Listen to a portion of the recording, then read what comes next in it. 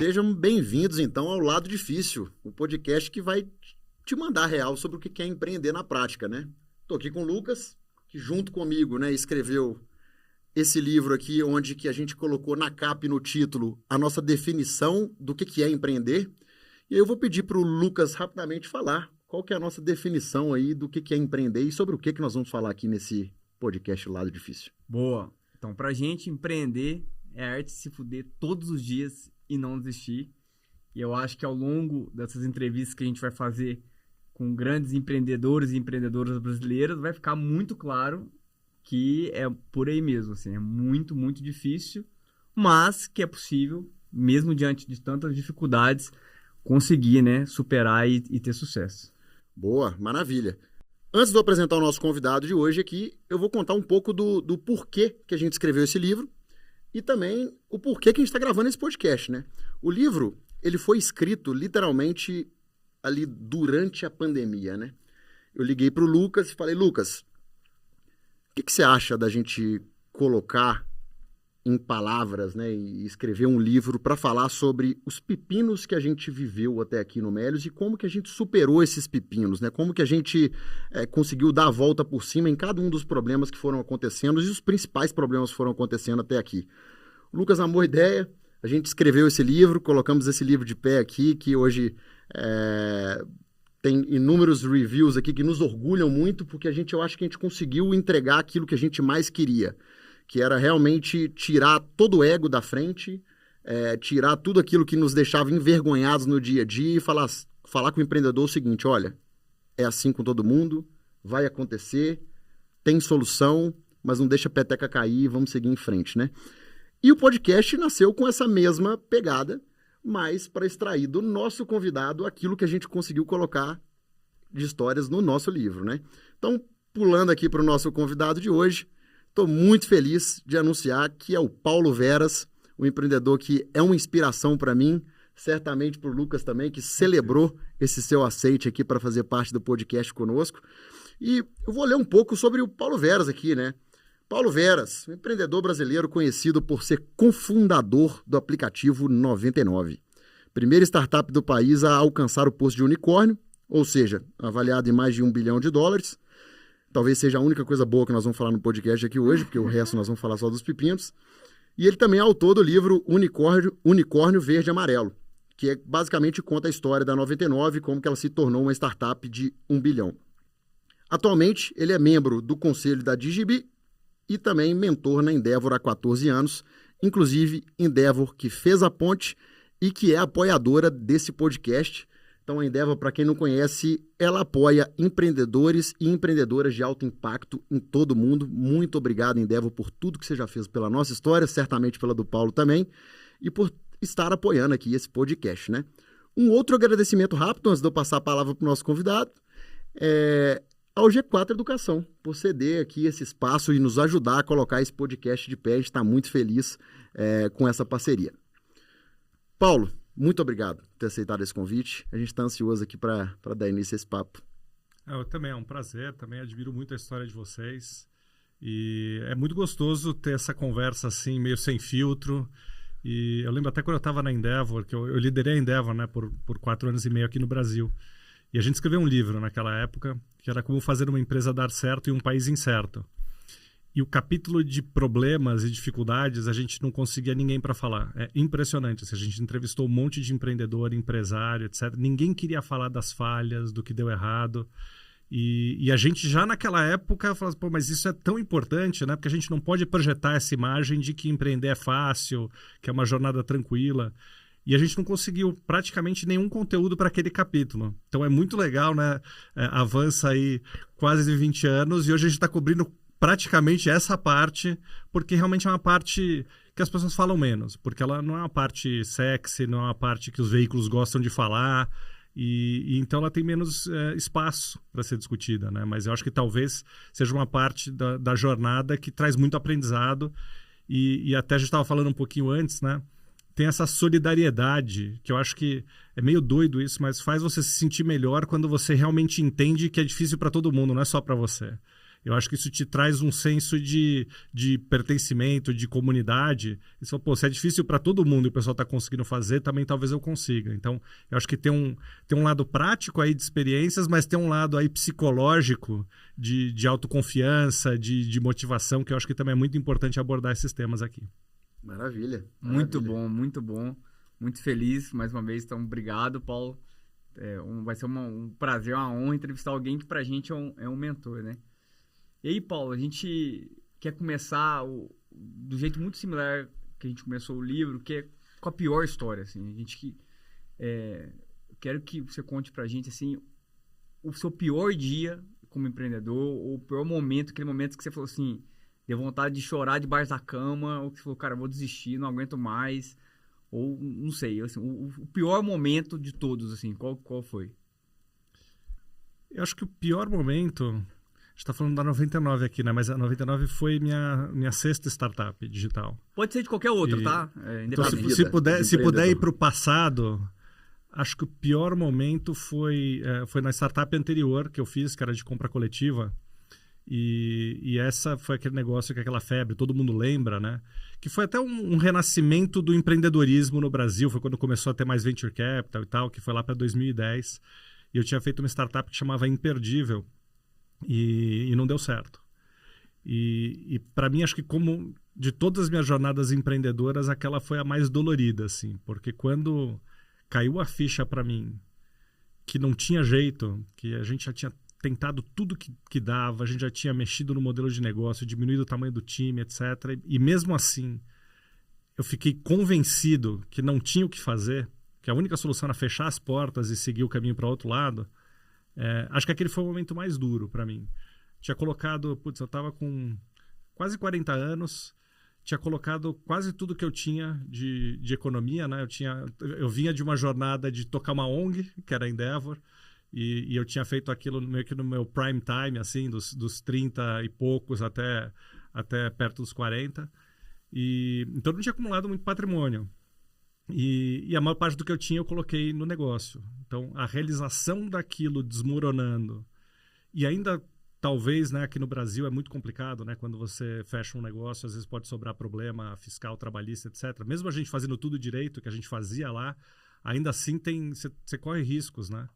Então eu acho que aquela realização, quando eu me dei conta ali que a gente não ia conseguir funding, que o modelo de negócio não parava de pé, que não tinha nada que a gente pudesse fazer para salvar o negócio, e tudo que eu tinha colocado lá, acho que para mim, como na vida empreendedora, foi assim o pior momento. Isso, pelo que eu entendi, então você colocou todo o seu patrimônio, perdeu todo o seu patrimônio nessa empreitada. Como foi isso com a família, assim? Porque, inclusive, eu acho que eu sempre falo, empreender para mim é um negócio, uma questão coletiva, né? Ninguém empreende sozinho, aliás, se empreende está fazendo do jeito errado. Como foi isso com a família? Eu dei sorte, na verdade, que a minha mulher dá muito apoio, né? E ela estava trabalhando numa função executiva, num grupo grande, e ela falou para mim, assim, nos piores momentos, ela falou para mim assim, ó, não se preocupa com as contas de casa, que se tudo der errado do teu lado, eu seguro. E isso... Houve esse alinhamento desde o início ali. Total. Eu acho que isso é super importante. Isso ajudou demais. Porque a gente meio que separou, ela tem um perfil mais de companhia, não de correr risco e tal, mas ela falou assim, corre o risco que você achar que tem que correr, faz o que você gostaria de fazer, põe de pé, toma os seus riscos. E só não aposta a casa, né? mas o resto a gente se vira. Então isso foi muito legal, assim, ter esse apoio, né? Porque o que você falou de ser uma empreitada conjunta, né? Eu acho até curioso quando o pessoal pergunta como é que você separa a vida profissional e pessoal, né? Assim, para empreendedor, parece uma piada, né? Eu sempre, quando o repórter pergunta isso na entrevista, eu falo assim, do que você está falando? Né? São conceitos que nem aplicam. O que é vida pessoal? O que é vida profissional? É uma vida. Você acorda, você passa o teu dia, depois você dorme, vem outro dia. Não existe o profissional e o pessoal. É uma coisa só, né? Eu acho que para todo mundo, em alguma medida, mas para quem empreende, então, não tem jeito, né? É 24/7. Mas você tem que conseguir conciliar com outras coisas, né? Então, eu acho que a família, para mim, foi muito importante, foi uma fundação, não só financeira para dar esse suporte das contas, mas também de apoio mesmo, de você chegar num ambiente que, putz, é diferente da empresa e tal, quando você está passando todos os perrengues lá, é refrescante, assim, você chegar em casa e ter família, filhos, etc. Acho que isso, para mim, ajudou bastante a passar os períodos mais sombrios aí de tantas jornadas empreendedoras, sendo que eu acho que, no geral, assim, eu fui no meio a meio, assim, metade deu errado, metade deu certo, mais ou menos, e uma deu muito certo, que foi a 99, e uma deu muito errado, que foi o Imperdível, que foi logo antes. Então, os meus extremos ficaram mais pro final, assim. Eu errei pequeno, acertei pequeno, depois errei grande, e aí acertei grande. Então, foi bastante resiliência aí. Mas a família, para mim, teve um papel fundamental para poder dar o apoio para eu conseguir viver meu sonho. Legal. Um primeiro comentário aqui que eu lembro do Imperdível, e se não me engano, o Imperdível chegou a ser parceiro do Meris lá atrás, cara. A gente teve alguns sites de compra coletiva que eram parceiros nossos lá, mas eu lembro muito bem do Imperdível. Vou até me arriscar aqui e dizer, tô com medo de errar, mas vou tentar arriscar dizer. As cores que eu me lembro, sempre me lembro de cores, assim, né? Eu lembrava de um verde, de um azul ali na logomarca. Talvez eu possa estar falando errado aqui, mas é mais ou menos do que eu lembro. Não, tá ótimo, tá ótimo. O azul era um roxinho, isso. meio azulado, mas tinha um verdinho limão ali no meio. Lembrava do verdinho. Era bem isso, né? Arrisquei aqui, gente. Arrisquei. Não é ao vivo, mas, poxa, eu não ia cortar se eu tivesse errado. O segundo comentário que eu queria fazer aqui rápido é esse negócio do alinhamento com a família, né? O tanto que é importante. Não foi no mesmo contexto que o seu, mas quando a gente tomou a decisão de fazer o IPO, e foi ali em 2020, né? No meio de 2020... Eu lembro que eu desliguei o call com os bancos de investimento ali, já era quase 9 horas da noite, foi um dia super corrido. E eu fui lá na sala de casa e minha mulher estava lá, eu chamei ela e falei, amor, a gente decidiu fazer um IPO é isso, isso, isso, assado, nós vamos passar por isso, por isso, por isso. E é bem provável que o meu tempo fique bem escasso nos próximos 4, 5, até 6 meses. Então, eu queria saber se nós estamos juntos nessa. Ela falou assim, conta comigo, estamos alinhados, entendi. E durante todo esse processo, que foi um processo mega estressante, inclusive dá para escrever um outro livro desse aqui, só de lá para cá, ela sempre esteve do meu lado, não me causou assim, nenhum tipo de problema, estresse, cobrança, sempre me apoiando. Então, foi muito bom. É algo que eu realmente recomendo para todo mundo que está nesse dia a dia de empreender, né? Mas um comentáriozinho aqui sobre separar o PF e o PJ. Entrei em 2019, ali, 18, resolvi fazer terapia pela primeira vez. E resolvi começar pela psicanálise. E eu estava lá batendo um papo com o psicanalista, os primeiros episódios ali, eu acho que foi a primeira consulta. E eu lembro que eu falei com ele assim, não, eu acho que eu vim aqui... E ele não falava muito, só ficava escutando, não falava nada. Eu acho que eu vim aqui porque eu trabalho muito e... Às vezes eu não consigo ver uma separação entre a minha pessoa física e a minha pessoa jurídica. E aí ele me interrompeu e falou assim, qual que é o problema? Aí eu dei uma travada. Falei, não, porque é bom você ter um momento, né? Quem disse? Você está feliz com o que você está fazendo? Você é feliz trabalhando com seu time? Atrapalha a sua família? Então quem disse que tem que ser assim? Acabou, acabou minha terapia ali. Pulamos para o próximo assunto e ficou por isso mesmo. Então, eu acho que é muito disso, né? Às vezes as pessoas ficam buscando essa separação, mas não necessariamente ela existe ou tem que existir. Porque às vezes você até dorme e sonha com problemas e soluções para a empresa. Quantas vezes eu acordei de madrugada, nossa, a gente podia fazer isso, não sei o que, sai, vai para o computador, anota, não posso esquecer isso aqui. Você tá pilhado, né? Então, até o que eu gostava de fazer, eu sempre procurei ter um tempo com a família para viajar e refeição, por exemplo, nunca pode celular na mesa. Então, assim, nenhuma empresa vai quebrar em 1 hora que você está almoçando ou jantando com a família. Então, tem algumas regrinhas para proteger uns espaços. Mas, por exemplo, quando a gente viajava, eu sempre acordava um pouco mais cedo, ficava ali 1 hora, 1h30, o telefonema, etc. E depois saía para levar as crianças na Disney ou qualquer outro lugar que fosse. E aí, no final do dia, né, você volta, toma aquele banho, etc. Também fazia um pouquinho. Então, eu acho que é mais saudável você procurar conciliar do que procurar bloquear um pedaço ou outro, né? Porque não tem muito jeito. E às vezes também você está no trabalho, hoje em dia, né? Os pais também participam mais da vida dos filhos, né? Antigamente, muito antigamente, as mães ficavam basicamente dedicadas a essa função, hoje praticamente todas trabalham. E aí, pais e mães se dividem trabalhando para conseguir, às vezes, ir na escola dos filhos e ver uma apresentação, ver coisas que são pequenas, que parecem pequenas, mas que têm muita importância para as crianças, né?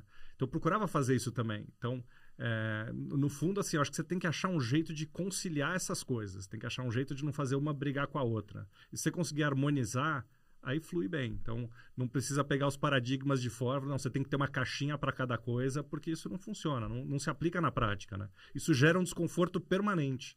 Quando você está num lado, você está preocupado com o outro, quando você está no outro, você está preocupado com um, e você está sempre preocupado.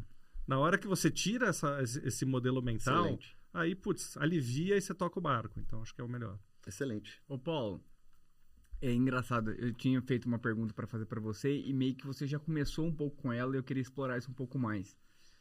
Que é, pô, você passou por um momento de falar, quebrei, né? Com a empresa, com o Imperdível antes da 99, né? Você viu todo um cenário de várias tentativas, todas sendo frustradas. Eu queria saber, pô, depois da 99, eu imagino que deve ter tido algum momento que estava muito difícil. E eu queria saber se algum momento da 99 chegou a passar, tipo, nossa, será que eu vou quebrar de novo? E por que você falou, não, mas agora eu acho que tem uma saída aqui, né? Conta uma história pra gente, tipo, da 99, onde você achou que, pô, tudo podia dar errado, mas... E qual a atitude que você tomou, né? Você e seu sócio, pra não dar? Você pediu a mais cabeluda, né? Mas foram várias vezes. Assim, todos os pedaços da jornada, né? E a gente tende a olhar mais os que estão mais pro final, quando o negócio já está maior, etc. Mas mesmo no começo, teve vários, né? A gente quase não começou. A gente teve... no começo, assim, eu lembro quando eu fui vender a ideia para os taxistas, o pessoal nem usava smartphone, né? Eles usavam celular, mas era nenhum taxista instalava aplicativo, nada. Pegava lá o celular da loja e usava, né? E quando a gente foi fazer a 99, éramos 3 founders, né? Paulo, Ariel e Renato. E a gente não tinha, obviamente, nenhum funcionário. É o normal quando você começa um negócio. A gente foi para a rua falar com os taxistas. Era assim... O pessoal falava, não, legal, interessante e tal, mas assim, ninguém queria instalar o aplicativo. Na hora que a gente já estava com o produto em fase de, vamos testar, vamos colocar na rua, etc., assim, levantar um marketplace é muito difícil, né? Porque os motoristas falam, muito legal isso aqui e tal. Quantos passageiros estão usando isso? Não, a gente vai lançar o produto ainda. Aí o taxista, então para que eu vou instalar? Né? Não tem valor nenhum. Vou botar esse aplicativo aqui, você me fala para deixar rodando. O ovo e a galinha do marketplace. Né? O ovo e a galinha do marketplace. Então, assim, a partida já foi difícil. Mas a gente tinha muita confiança de que a solução ia ser muito boa, tanto para motoristas e passageiros. Então, acho que essa clareza de visão de futuro te ajuda a passar esses momentos. E eu não consegui converter nenhum. Assim, o Ariel foi bem melhor nisso. E a gente conseguiu, a gente falou assim, a gente vai lançar o serviço quando tiver 100 motoristas plugados online, prontos para receber uma chamada. Que aí praticamente qualquer passageiro que apertar o botão vai ter alguém para pegar. Então, assim, o começo já gera muita dúvida, porque a gente quase não saiu da porta. E aí várias outras vezes, assim, que, questões de funding, né? Até a primeira rodada que a gente fez atrasou um pouco. Aí a gente fez um erro clássico, que a gente começou a adiantar algumas despesas, já está tudo apertado aqui, o dinheiro está entrando mês que vem, já vamos começar. Aí, obviamente, a rodada atrasou. Aí eu tive que botar o pouco que tinha sobrado ali para segurar as contas. Mas não a casa. Folha. Não a casa. Não a casa. E aí depois tudo bem. Aí entrou a rodada, consegui pegar de volta e seguimos. Mas acho que de todos esses pontos, o que foi mais, talvez, emblemático, digamos assim, foi abril de 2016, que a gente terminou um 2015 espetacular para o 99. A gente até tinha uma campanha que rodava em tudo quanto é lugar, 99 é só love, todo mundo só falava de 99. 99 era a melhor startup do Brasil, da história, da humanidade. Pessoas queriam trabalhar na 99, queriam dirigir para 99. Então, 2015 foi incrível. E 2016 foi um desastre generalizado, assim. Acabou a grana, a Uber começou a acelerar fortemente, a gente ficou muito pressionado, a gente começou a andar para trás, a gente na startup começar a perder volume, a gente estava acostumado a crescer 5% semana a semana. Em 2016 a gente começou o ano perdendo 5% de volume de corridas a cada mês. A gente começou a andar para trás, acabar o dinheiro, A Uber batendo na gente torto e à direito. Todo mundo só falava de Uber, aí na imprensa, as pessoas, meus amigos todos que falaram, nossa, 99 é incrível, mudou minha vida, etc. Nossa, agora talvez o Uber seja um pouco mais legal. Então, assim, foi um momento muito duro para a gente enfrentar. E aí, com a questão do dinheiro, a gente estava queimando muito caixa. A gente estava, na época, faturando uns 2 milhões de reais por mês e gastando 6. Que, assim, é um desconforto imenso, imenso. E a gente não conseguia levantar mais grana.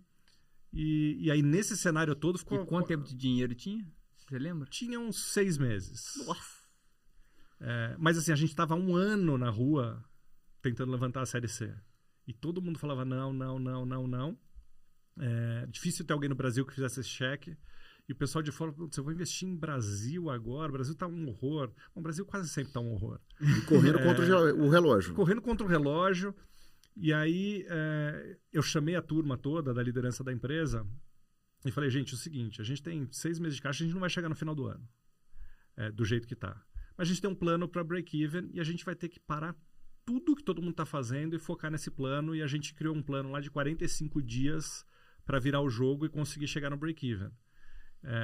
Então, eu acho que ali foi o momento mais duro, assim, e eu acho que foi interessante a gente envolver a empresa inteira, né? Também acho que teve uma lição interessante ali, né? Muito empreendedor segura muito para ele quando tem um problema grande, etc., e perde a chance de as pessoas se mobilizarem com a mesma intensidade de energia dele, né? Ótimo ponto. E aí ele represa tudo, fala, não, vai dar, porque ele fica com medo de falar assim, putz, se eu dar a real para as pessoas, vai todo mundo embora, procurar outra coisa, etc. Mas se você cria uma cultura forte e você tem um time engajado, é a melhor coisa. Você divide os pepinos com o time e o time vai correr atrás e vai buscar, né? Só fazer um parênteses aí, Paulo. Guardei para você continuar falando. A gente teve uma mentoria um tempo atrás com o Sicupira, né, da Ambev, né? E aí teve uma pergunta de um outro empreendedor que eu achei muito boa, que o Sicupira sugeriu a mesma coisa que você. Pô, gente, tá difícil, tem que dar real pro time. Falou, ó, tá difícil aqui, ó, o dinheiro vai acabar e temos que demitir gente e eu preciso da ajuda de vocês. E o empreendedor perguntou, pô, mas se eu escancarar a realidade, vai ter muita gente que vai sair. E aí a resposta dele eu achei incrível. Ele falou, vai sair quem você não precisa nessa hora. Pessoa que desiste da sua empresa quando as coisas estão difíceis, Deus me livre desse tipo de funcionário. A pior pessoa pra você ter no barco uma hora dessa. Você precisa ter justamente as pessoas que, mesmo sabendo da dificuldade, vão falar, tô contigo. Se for pra quebrar daqui a 6 meses, vamos quebrar juntos, né? Então, eu achei isso incrível, porque a gente, toda vez que a gente passou por esses momentos, e a gente também sempre teve esse papel de transparência, né, de abrir pro time, realmente as pessoas que estiveram com a gente naquele momento, que não saíram da empresa, pô, são as pessoas que realmente hoje eu tenho orgulho de falar que eu trabalhei com elas e que são nossas sócias já e etc. E essas pessoas existem. Assim como existem as outras pessoas que talvez estão escutando o que nós estamos falando aqui, estão falando assim, esses caras são malucos. Óbvio que eu não vou ficar numa empresa que está acabando o dinheiro, que falta 6 meses. Então, existem os 2 tipos de pessoas. Acredite nisso e encontre aquelas que vão ficar ali, que vai ficar ali, né? Nesses 6 meses restantes. Certamente existem, mas eu acho que mais do que isso, aí, para mim, assim, mesmo durante a Endeavor, eu aprendi muito o valor de ter uma cultura forte, né? E eu testei isso à torto e à direito para as coisas quando deram errado, quando deram certo. E você tem que ter as pessoas que têm esses valores, mas você tem que ter uma cultura forte também, que amarre essas pessoas. Não amarre no sentido financeiro, né? Tem um mentor da Endeavor, o Vabo, que eu acho super bacana. Eu gravei um podcast com ele recentemente, inclusive. Legal. Abraço, Vabo. E ele tem uma cruzada... Ele gravou comigo, né? Desculpa. Eu adorei o jeito que ele falou assim. Ele falou, gente, vamos parar de falar de retenção de pessoas, que é um horror, né? Retenção é uma coisa... Tudo que você retém é uma coisa que quer sair. Você tem que falar de engajamento das pessoas. Tem que falar como é que você envolve as pessoas tão profundamente que elas não querem sair. Você não precisa se preocupar, né? Que antigamente o pessoal fala como é que você faz a turma vestir a camisa da empresa. É a mesma coisa. Eu não faço nada. Eu dou espaço, eu dou oportunidade, eu dou autonomia, mas elas estão junto, né? Então aí eu não preciso fazer isso, eu tenho que impor alguma coisa, já não funciona, né? Então você tem que achar as pessoas com esse perfil, mas você tem que cuidar bem delas também. Você tem que cuidar bem da cultura, tem que cuidar bem do ambiente, do espaço, para que elas se sintam também parte daquilo. E aí você tem esse fenômeno da empresa estar se espatifando. E pra gente, putz, foi um teste perfeito ali. Eu achei engraçado, Lucas, você falou a palavra, pô, eu fiquei com orgulho disso, né? Para mim, é o momento de maior orgulho da 99 foram os pontos difíceis, não foram os pontos fáceis. Porque os pontos fáceis são resultado de você ter superado N dificuldades. Então, você não fica com orgulho da saída, do IPO, etc. Você fica com orgulho mesmo, olhar para trás, nossa, eu tenho orgulho desse momento. É na hora que todo mundo segurou a barra, é na hora que o negócio estava indo pro brejo e assim, o sentimento que eu tinha era do Titanic, né? Aquele negócio que tá afundando e o pessoal tocando violino, né? Essa é a turma que você quer, literalmente no barco, né? O barco tá afundando no Atlântico Norte, bateu um iceberg, todo mundo vai morrer congelado, mas a turma continua tocando, né? Essa imagem vinha muito na minha cabeça, assim, quando eu via a galera, não, vamos virar o jogo, vai dar certo, etc. Cara, estamos no Titanic e a galera aqui é a banda, super legal. A gente fez quando a pandemia explodiu ali, né? Março, abril, maio, foram meses de muita incerteza, né? A gente não sabia quanto tempo que ia durar, se as empresas iam aguentar chegar até o final daquilo. E a gente ficou muito preocupado. Eu, Lucas, André, Ofli, né? Algumas pessoas da diretoria ali do Melius, a gente se reunia praticamente todas as manhãs e até à noite para fazer checkpoints ali sobre como que as coisas estavam indo, o que a gente tinha executado naquele dia, etc. E a gente chegou a botar de pé uma lista, um checklist com 70 itens mais ou menos, que eram itens que a gente teria que fazer para ir chegando cada vez mais perto do break-even e fazendo a empresa sobreviver, mesmo no momento de adversidade, Covid, etc. A gente fez esses 70 itens e eu lembro que o item do final, ele basicamente era falar assim, olha, deu tudo errado, nós vamos ter que ter no máximo 10 pessoas no time e tocar um business aqui que lifestyle, porque deu tudo errado e a gente não teve dinheiro para aguentar. Isso foi março para abril de 2020. O IPO foi em novembro de 20. Então, só para o ouvinte entender esse negócio da montanha-russa, que realmente é uma montanha-russa, mas você tem que tentar realmente estar um passo antes, né, de tudo que está por vir, para você conseguir tomar as decisões na velocidade correta, etc. Então foi um ano louco, assim, né, Lucas? Foi. E aí eu acho que tem o Melius, antes desse período, a gente quase quebrou 2 vezes antes, né?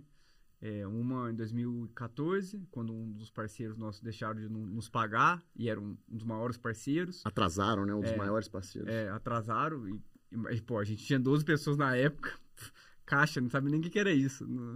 Faltou dinheiro, a gente colocou dinheiro do bolso. Caixa pra mim era caixa de papelão, não sabia. E em 2016 também, pós-captação, então é estranho isso, né? É importante falar pro ouvinte que às vezes você captou e você entra numa zona de conforto. Não entre. Porque pode ser que a sua empresa esteja próxima de quebrar depois da captação, né? E às vezes não é nem isso. Às vezes você capta e aí você fica com um sentimento ali que agora tudo é possível. E aí você começa a negligenciar alguns pontos que antes você tomava muito cuidado, a disciplina que você tinha para fazer produto, para escalar campanhas de marketing, enfim, para contratar pessoas.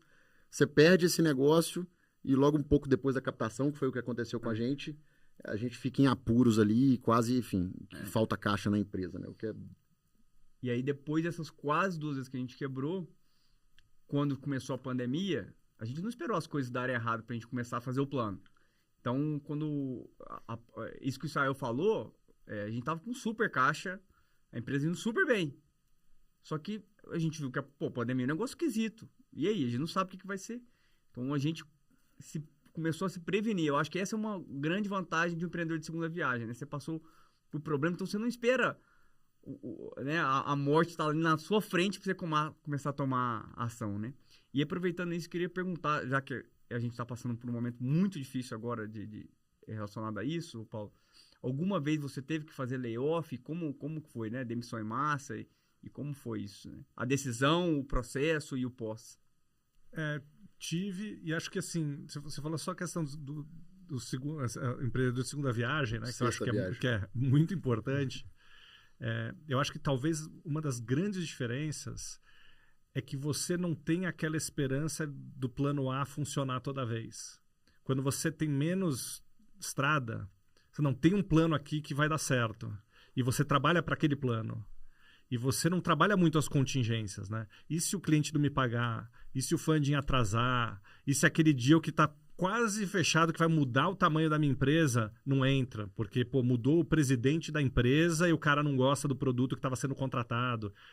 Quando você vai passando por essas jornadas e vai tomando todas essas porradas, você passa a trabalhar sempre com plano A, B, C, D, né? E quem chega no final e dá certo é porque faz assim. Você não vai chegar no final e dar certo se você apostou que o melhor plano vai sempre se materializar. Isso não acontece, né? Então você tem que ter cartas na manga, você tem que estar sempre... você tem que ser muito flexível para ir mudando o curso conforme as coisas vão acontecendo, né? Porque tem pouca coisa que você controla. E naquele momento que eu contei aqui de abril de 2016, a gente teve que fazer uma redução de quadro na 99. A gente tinha escritório em mais ou menos umas 10 cidades e a gente fechou 8. A gente ficou só com São Paulo e Rio. E que eram as cidades mais importantes, tinham mais fluxo, né? São Paulo era a sede, então todo o time de produto, todo o time administrativo estava em São Paulo.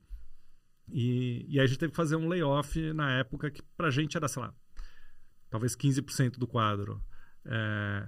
Não sei se isso qualifica como em massa, mas foi doído, assim. Foi o único que a gente fez durante a jornada toda. E a gente tem uma preocupação muito grande, assim, de fazer isso de uma forma, acho que justa e honesta com as pessoas, né?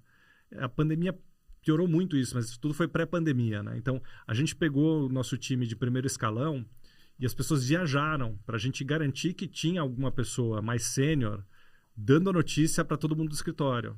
Em pessoa, explicando o que estava acontecendo, explicando por que aquele escritório ia ser fechado e fazendo as demissões.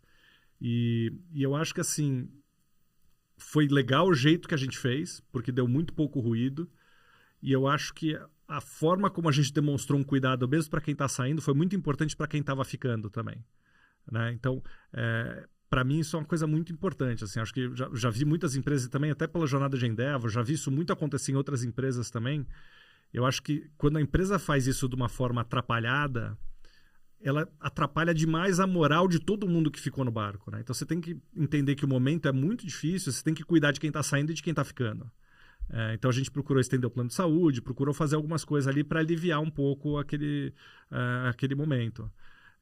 Então acho que foi duro de fazer, mas acho que você tem que estar preparado para fazer. O empreendedor que não está preparado para fazer isso, para passar por uma dificuldade de diminuir o tamanho do time, não podia estar empreendendo, porque isso é parte do trabalho, isso vai acontecer, uma hora ou outra faz parte. E se você se agarrar, não posso fazer, você quebra, e aí todo mundo fica demitido, né? Então essa coragem de fazer isso eu acho fundamental para o empreendedor, mas a forma de fazer também acho muito importante. Acho que outra dica também que a gente fez bem, e eu vejo o empreendedor de primeira viagem, vai fazendo aos poucos, né?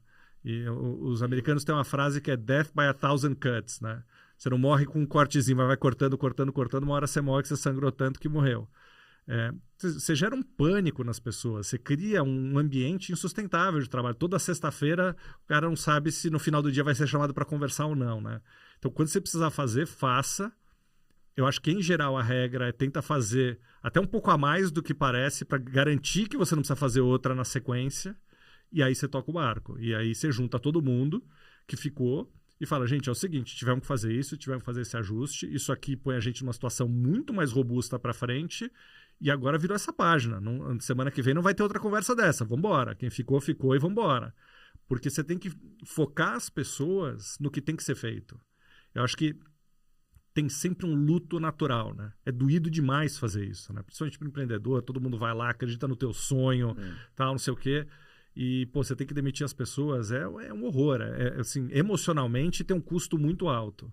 Mas você tem que passar esse luto rápido, virar a página e falar o que a gente faz daqui para frente, né? Senão você fica travado pelo problema e não vai buscar a solução. Uma coisa que a gente aprendeu durante as mentorias, inclusive, que a Endeavor facilitou pra gente, isso lá em 2017, né? 6, 7. Que... 17, desculpa. E o que a gente aprendeu foi que é tudo isso que você falou, mas uma coisa reconfortante que a gente escutou de um dos mentores foi que essas pessoas, elas vão se realocar, elas vão conseguir lugares, às vezes, que elas vão ser talvez até mais felizes do que elas estavam sendo na empresa que elas estavam. Então, eu acho que isso ajudou a gente a perceber que, na verdade, a gente estava mudando a rota, né, dessa pessoa, da vida dessa pessoa, mas que a gente não estava colocando um fim na rota. Essa pessoa, ela se desdobra, ela vai para outro lugar, ela continua crescendo, vira uma pessoa incrível no futuro, enfim, funda uma empresa. Então, acho que esse é um negócio que é reconfortante para o empreendedor também, lembrar que essas pessoas, elas se movimentam, elas vão conseguir novas oportunidades, e eu acho que isso é... E a gente ajuda também, né? A gente sempre ajudou ali, tentou buscar ajudar essas pessoas a se realocarem, né? Imagino que vocês tenham feito mesmo. Acho que esse ponto eu quis trazer, porque eu acho que acho que tem 2 recados importantes, assim, que eu tenho dado nas mentorias, falado muito, assim, né? O primeiro, para funcionários, né? E para pessoas que estão no LinkedIn, às vezes está numa empresa que não foi impactada, mas está vendo isso no LinkedIn o tempo todo, né? Eu tenho uma certeza, nenhum empreendedor gosta de demitir. Nenhum. O empreendedor gosta de contratar, promover, dar aumento salarial. É isso que a gente gosta de fazer. É isso que deixa a gente feliz. Então, quando um empreendedor decide demitir, é porque ele está num momento horrível, péssimo. Então, ninguém faz isso porque gosta, porque eu tenho alternativas. É doloroso. Então, a primeira coisa, assim, eu acho que não estou dizendo que é para achar bonito, não. Não é isso. É só entender que, não é negócio fácil, não é uma decisão simples de ser tomada, né? E pro lado do empreendedor, Paulo, eu concordo muito com o que você falou, e eu acho que é importante reforçar esse ponto. Eu tenho visto muito empreendedor também postergando decisões, né? Então, acho que a gente vive numa sociedade que a gente está o tempo todo tentando agradar as pessoas, né? Instagram é a máxima disso, né? Eu quero mostrar fotinha ali de que eu tô bem, tá tudo dando certo, etc e tal. Só que quando você leva para a empresa, isso é muito sério. Porque, se sua empresa está indo mal e você não fala isso para ninguém, e você deveria estar demitindo para conseguir garantir a sobrevivência da sua empresa, e você não faz com medo do que as pessoas vão falar no LinkedIn, ou do que vai sair na mídia, né? Porque a mídia também não tem essa empatia. Você não toma uma decisão correta na hora certa, e aí você coloca em risco a empresa inteira. Né? E aí tem chance de não só 100% do seu time ser desligado, mas seus clientes serem impactados também. Eu lembro que nos momentos mais difíceis do Melios, né, essa segunda vez que a gente quase quebrou... Que é o projeto Guerra, né? Que está, inclusive, o início do livro. Primeiro capítulo. Eu lembro que uma das coisas que mais me deixava triste é falar assim, nossos clientes, cara, esse tanto de gente que ganha cashback, o que a gente vai fazer com esse povo? Então, é muito ruim. Então, empreendedores estão nos escutando aí, ó, viu que a situação tá ruim, não espera ficar horrível para começar a tomar decisões, né? E se for fazer, faça de uma vez, né? Eu lembro que quando a gente fez, eu desliguei 30 pessoas em São Paulo em um dia, numa sala. Presencial, nessa época. E 30 pessoas era literalmente 100% do time de São Paulo. Tinha dinheiro para manter umas 5. Tinha dinheiro. Mas para quê? Eu sabia que se a gente mantesse essas 5, pode ser que dali 6 meses a gente ia precisar desligar essas 5 pessoas. Né? Então, a gente desligou literalmente 100% dos vendedores. Eu considero um dos piores dias da minha vida, mas se não fosse isso, o Melios não estaria aqui com mais de 300 pessoas, né? Várias famílias, milhares de clientes, né? Investidores e por aí vai. Né? Então, acho que é importante pontuar isso. Muito bom, muito bom. Você falou de cuidar das pessoas, né? Realmente é muito legal acompanhar a trajetória das pessoas depois de sair da empresa, né? E o pessoal vem pedir referência. A gente tem um papel para ajudar, né? E na 99, no fim, a história deu certo, mas o fim foi pra gente, né? O fim foi vender a empresa. A empresa está aí até hoje, grande, com impacto ainda na sociedade, etc. Mas a gente vendeu faz 5 anos e pouco, né? Já tem 5 anos. Já tem 5 anos. Porque a pandemia, ela realmente tornou nossa distorceu o tempo percepção todo, né? temporal. Coisa, assim, Meu Deus. E de uma certa forma, obviamente a saída foi muito boa no final pra gente, né? E todo mundo que tinha stock options, etc. Mas foi quase como quebrar, porque no fim a gente vendeu a empresa para um grupo chinês que tem uma cultura muito diferente, tem outra forma de fazer, queriam trocar toda a tecnologia que a gente tinha pela deles, legítimos, os caras compraram a empresa, eles querem fazer do jeito deles. Mas saiu do time que era o nosso, saiu praticamente todo mundo, né? E saíram mais de 20 startups que foram criadas por essa turma. Legal. Então, eu acompanho isso com muito orgulho também. E é uma coisa muito legal de ver que você falou, as pessoas não é o fim da jornada, né? É um pedaço da jornada. Mas se você fizer uma jornada muito bacana, muito intensa, as pessoas se qualificam demais nesse tempo que estão lá, né? Empreender é um negócio meio que dog years, assim, cada ano vale por 7. A intensidade do aprendizado, da construção, etc., as pessoas saem muito fortes de lá.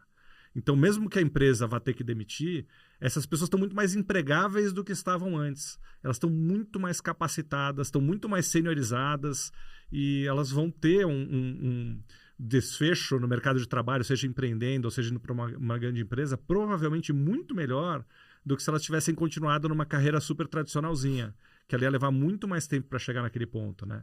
Então, você está trabalhando, no fundo, a formação das pessoas, a empregabilidade, e você está aumentando o valor dessas pessoas para você e para o mercado. Então, eu acho que assim, a gente viu na prática que essas pessoas saíram de lá muito melhor do que elas teriam ficado em várias empresas que elas estavam antes. Então, no final das contas, acabou sendo bom para todo mundo. Financeiramente para vários, que a gente tinha um programa de Stock Options que foi um dos primeiros no Brasil que teve liquidez para muita gente, dezenas de pessoas. E fora isso, por essa caixinha de ferramentas, esse skill set que todo mundo pegou ali, e a 99 formou talento para todo o mercado de empreendedorismo no Brasil, né? Eu já conversei com tantos empreendedores que ficaram grandes. Pô, tem uma turminha aqui da 99, é incrível essa turma, porque pô, o pessoal dá muito menos trabalho do que o resto. Você fala, pô, é isso que eu quero fazer, o cara vai lá, corre atrás e faz, né? Precisa de menos gestão. Então a gente tinha contratado uma turma com perfil empreendedor e desenvolvido muito esse perfil. Então essas pessoas saíram de lá assim, muito, muito preparadas para o que daí vier. Então, né, acho isso muito legal também. Acho que é um serviço que a gente fez. Não era muito planejado, né? Não era o desenho, mas quando a gente precisava contratar gente lá de marketing, de performance, não existia isso, né? A gente estava muito na fronteira ali desse conhecimento. Eu brinco até com o Ariel, que pô, o Ariel trabalhou muitos anos no Google, né?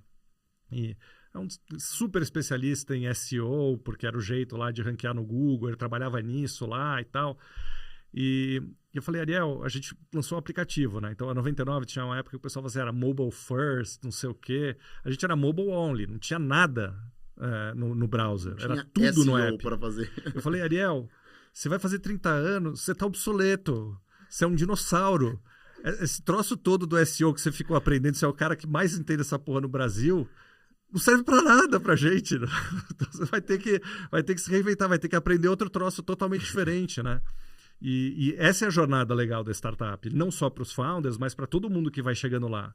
E isso foi assim, várias competências, a gente assim, estava aprendendo o que era, né? Até o conceito que hoje é super convencional de um product owner, tá, um PO, não existia essas coisas. Estavam falando de 2012, não tinha o tal do PO. Então, a gente tinha meio que criar essas coisas, tinha que ver lá, não, lá no Silicon Valley a galera tá falando de um tal de PO. Falei, que porra é essa, né? Não precisa desse troço, imagina.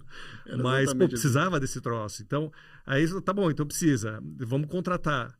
Não existe isso no Brasil, né? Então, assim, essa é a jornada. Você tinha que aprender o que essa pessoa faz para você contratar alguém que não sabe fazer aquilo isso, e você ensinar exatamente. ela. Você acabou de aprender. É bem isso, é bem isso. Então, a gente estava falando de muita volta aqui, mas falando das pessoas, né?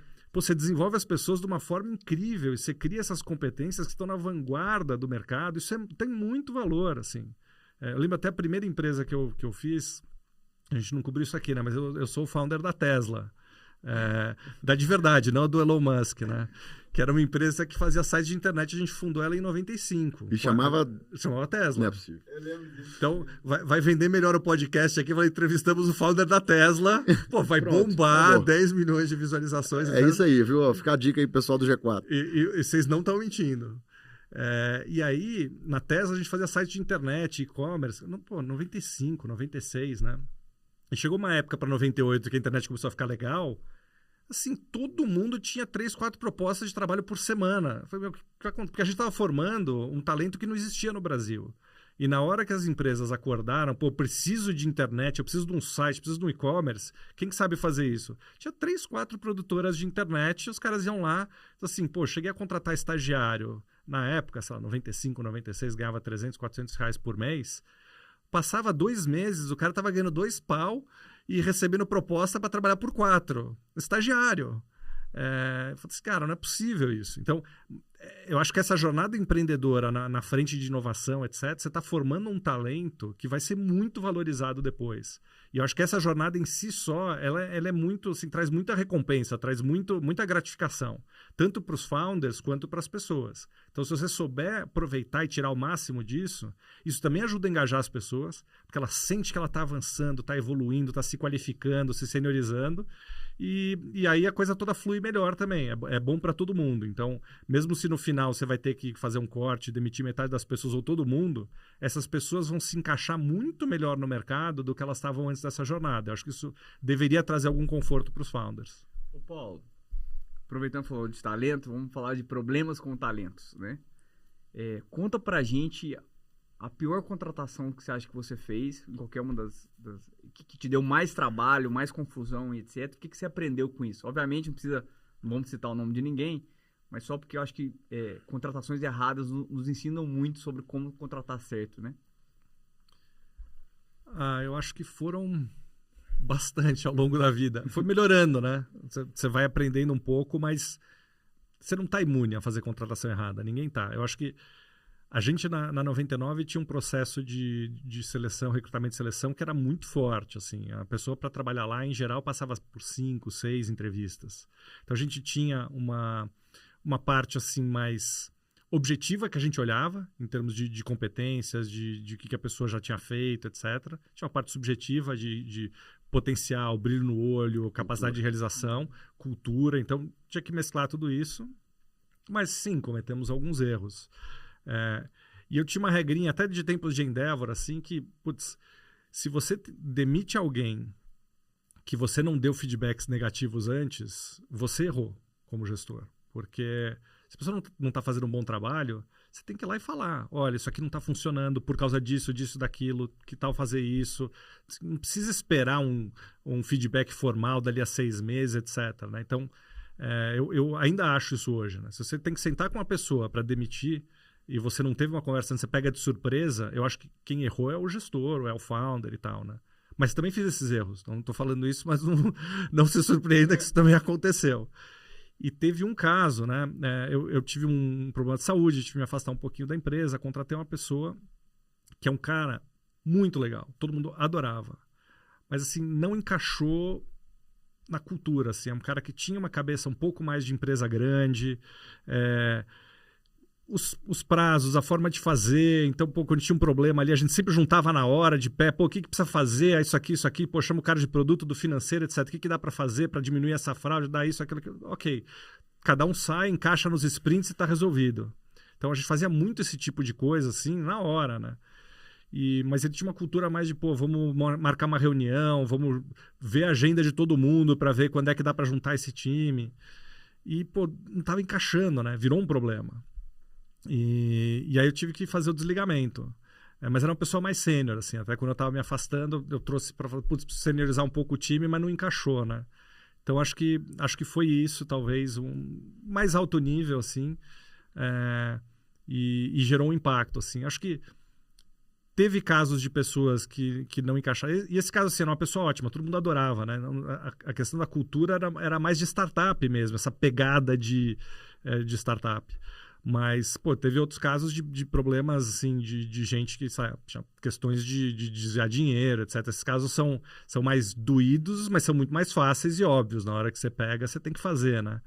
Então assim, teve de tudo, assim. A gente teve contratações que acabaram se mostrando erradas por fatores diferentes, mas eu acho que, para mim, a regra é o seguinte: na hora que você vê problema, sempre dá feedback, tenta corrigir, no momento, instantâneo, não fica adiando. E no momento em que você tem a clareza de que não funciona, desliga na hora. Não estica. Porque quando você estica, é pior para todo mundo. Você chegou a esticar ou não?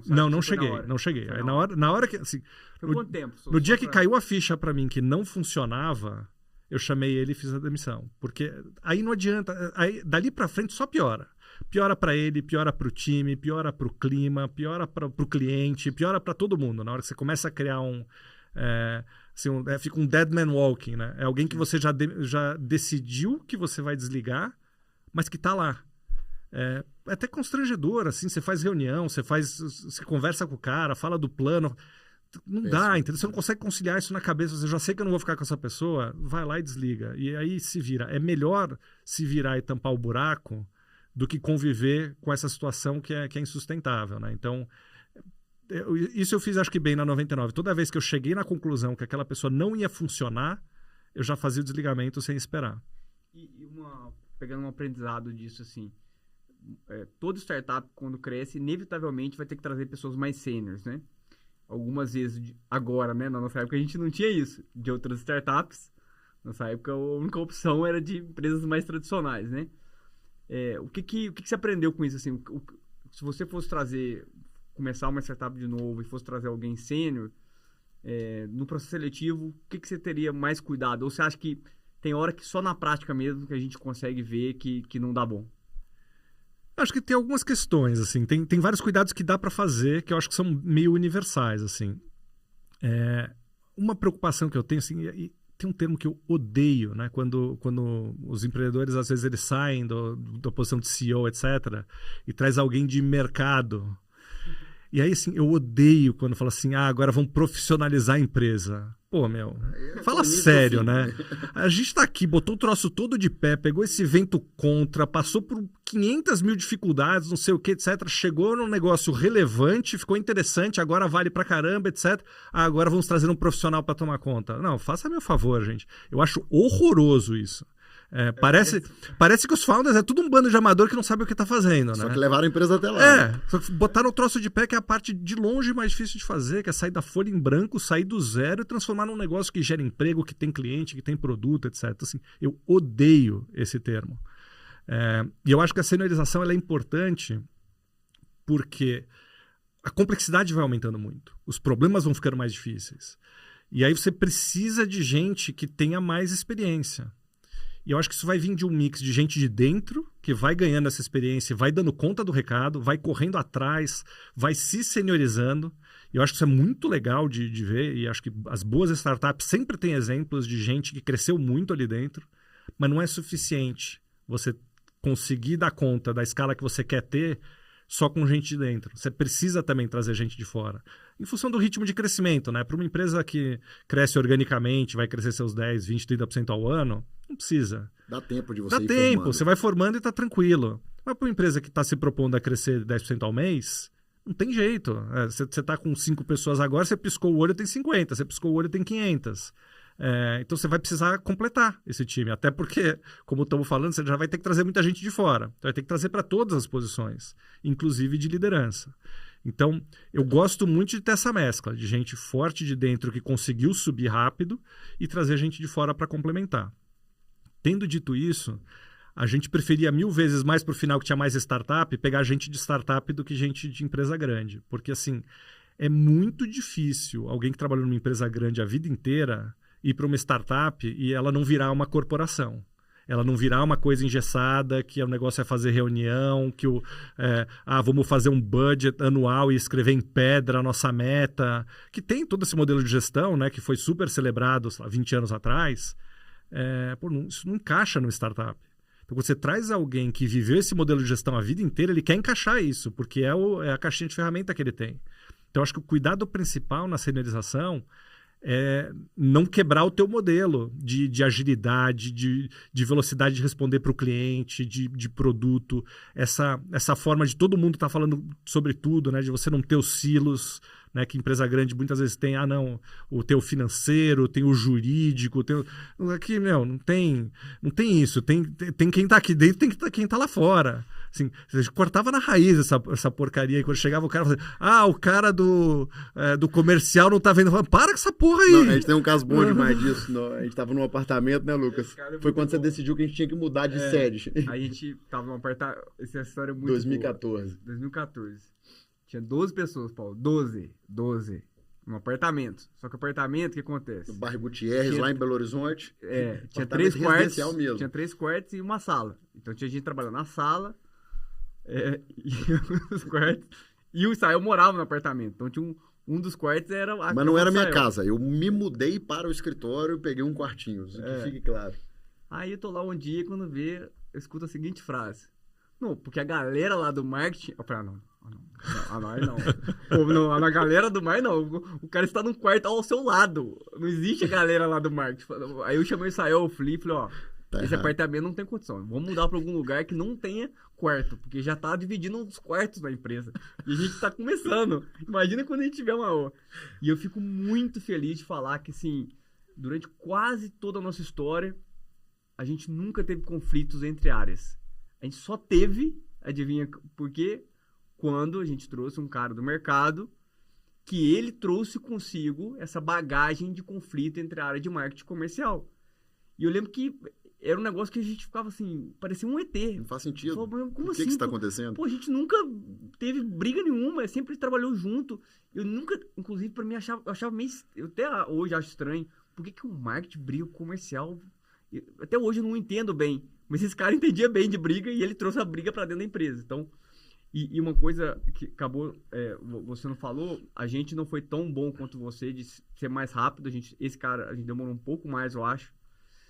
E demorou, depois que ele saiu, demorou uns 8 meses pra gente arrumar. Isso é, pra gente voltar para aquela situação anterior, onde o marketing comercial não brigava. Então, esse é um cuidado também, né, importante. E não foi tão rápido, né? A gente demorou. É isso que eu falei. A gente deu uma esticada.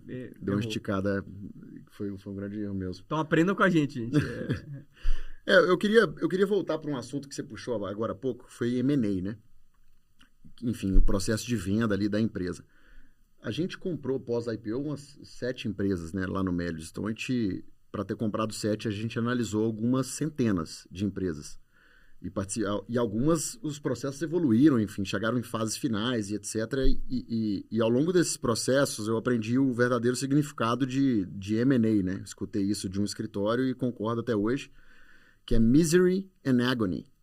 Porque é um processo de sofrimento, de dor, que tem dia que você acorda achando que realmente vai acontecer e tem dia que, naquele mesmo dia, você vai dormir tendo a certeza que o deal caiu, que não vai ter mais negócio e que, enfim, é o fim.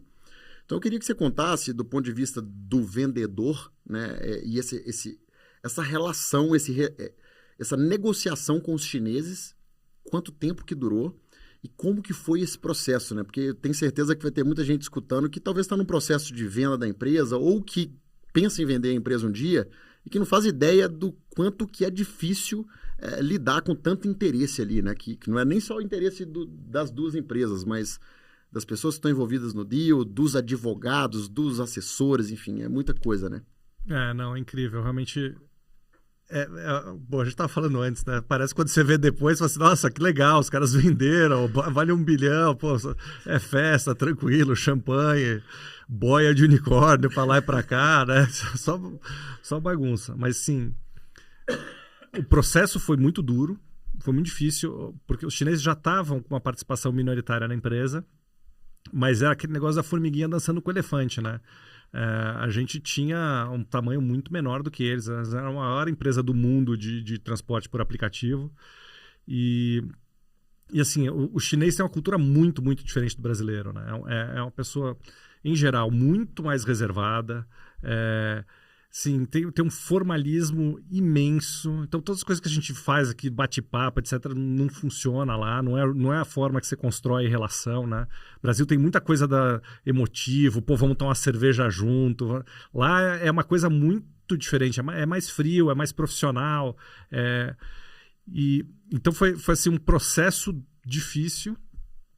No começo a gente nem queria vender a empresa, a gente estava animado porque quando entrou a Didi no cap table ali investindo e o SoftBank também, a gente falou, pela primeira vez a gente tem dinheiro suficiente para competir com a Uber e agora a gente pode realmente acelerar e eventualmente vislumbrar até um IPO dali a 2-3 anos, que a Didi acabou fazendo, né? E o pedaço 99 dentro da Didi teve uma avaliação ali, talvez eu ouvi de algumas pessoas que participaram do processo, algo entre 5 e 7 bilhões de dólares. O que a gente construiu estava valendo ali dentro do pacote, né? Mas o processo todo foi muito duro, porque no começo, assim, o mercado tinha virado muito, né? A gente estava numa situação diferente e o funding precisava, assim, estava mudando completamente de ordem de grandeza. A nossa série C foi de 200 milhões de dólares e eu lembro que, assim... é óbvio que é muito dinheiro, né? É mais de R$1 bilhão. Mas assim, pra gente não parecia, porque a Uber tinha bilhões de dólares. Então, a gente estava ainda era pouco para competir direto com a Uber, que estava disposta a gastar muito para ganhar Brasil. Então, a gente estava numa situação que a gente ainda precisaria fazer pelo menos mais uma rodada muito grande. E a gente estava vislumbrando uma rodada de $500 milhões. E estava ok de fazer. Assim, era a época áurea, era o início da corrida do ouro, do SoftBank fazendo aqueles cheques gigantes e tal. E o SoftBank já estava no nosso cap table, né? Então a gente, agora vai. Agora vai. Agora a gente pega aí os $500 milhões e, daqui a 2 anos a gente está muito maior que a Uber no Brasil. Fincamos a nossa bandeirinha aqui em Terra Brasilis e vamos pro IPO. E, cara, quando tava assim, desse desenho tudo indo bem, os caras apresentando outros fundos para compor a rodada, tal, não sei o quê. Aí, pumba, o dia acorda, SoftBank investiu na Uber. $10 bilhões. Aí, cara, assim, a nossa rodada, ela evaporou, não é que ela caiu. Porque, assim, todo mundo que a gente tava... Primeiro que o SoftBank ia liderar, segundo que, assim, todos os followers eram followers, assim, isso aqui, o jogo tá super bem desenhado, tal, né? Em outras palavras, o pessoal falou assim, não vou entrar nessa guerra com menos dinheiro, não vou seguir com a rodada, não vou investir. Saiu a rodada, tal, a Didi chegou pra gente e falou, pessoal, agora é o seguinte, e o SoftBank era o maior investidor da Didi também. Aí você, a gente acha inviável esse plano agora. Então a gente queria que vocês colocassem um preço na mesa e a gente compra vocês. Esse ponto é legal, né? Porque isso também ninguém imagina, né?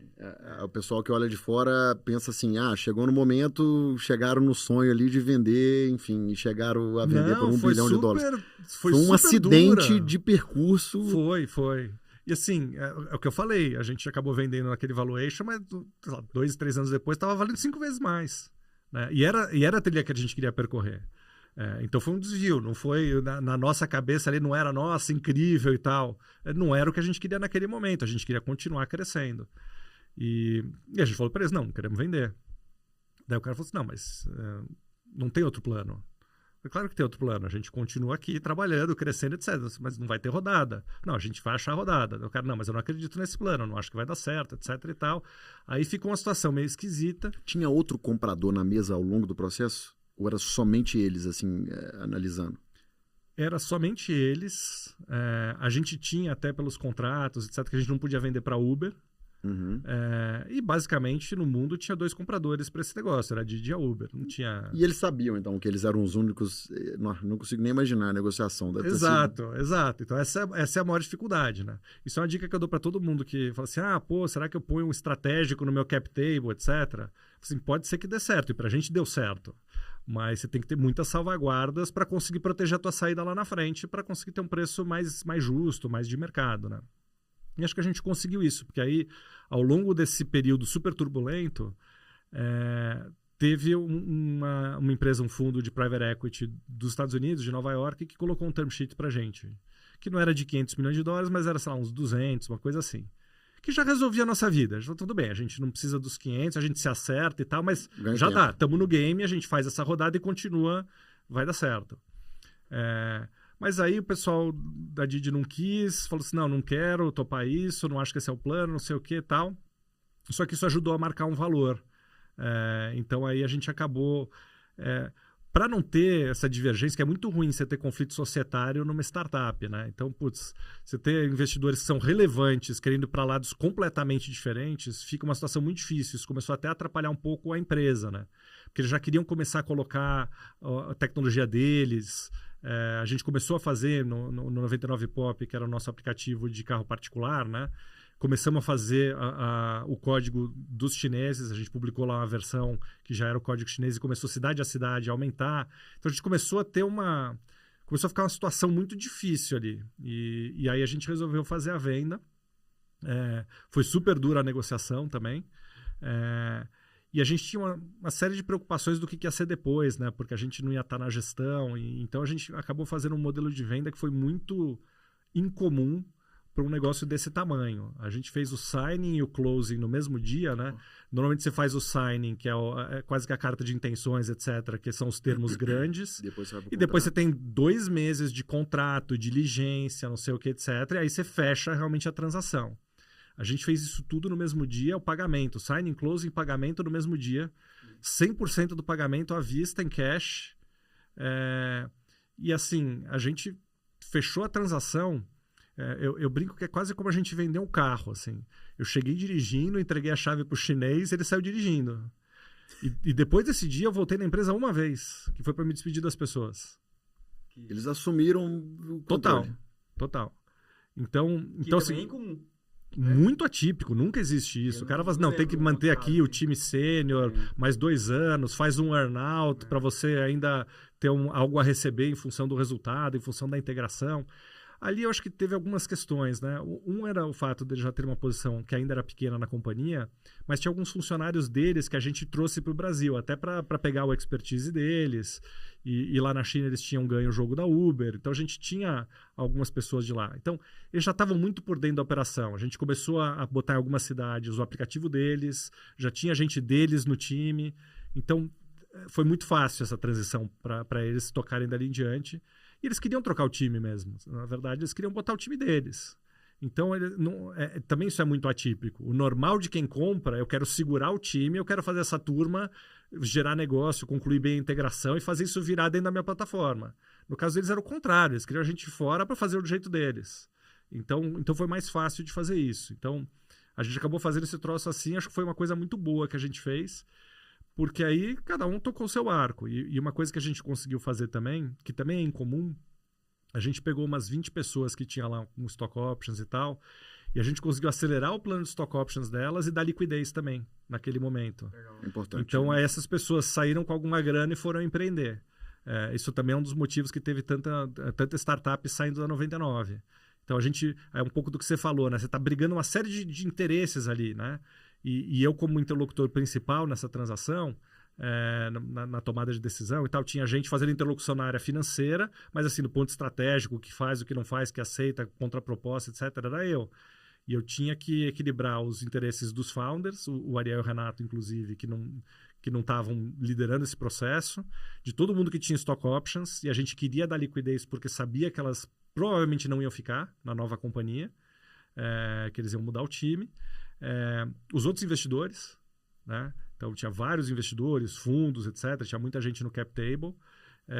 E os outros funcionários também. Então você tem um monte de interesse para tentar conciliar os pratos e é bem difícil de fazer, assim. Então na reta final ali a gente tinha calls todo dia com os principais investidores e acho que a gente traçou uma estratégia que acabou dando certo. Mas alguns investidores nossos até atrapalharam esse processo. Não atrapalharam de má fé, atrapalharam porque não, vamos pedir tanto. Eu falei, cara, isso aqui tá fora, isso aqui não deixa a gente tocar desse jeito. Aí o cara, não, você vai vender barato. Foi uma sensação meio, agora deixa os adultos tomarem conta, que, pô, vendeu um negócio de $1 bilhão, os moleques trouxeram até aqui, aquela velha coisa do profissional, os moleques trouxeram até aqui, mas agora é a hora de gente grande.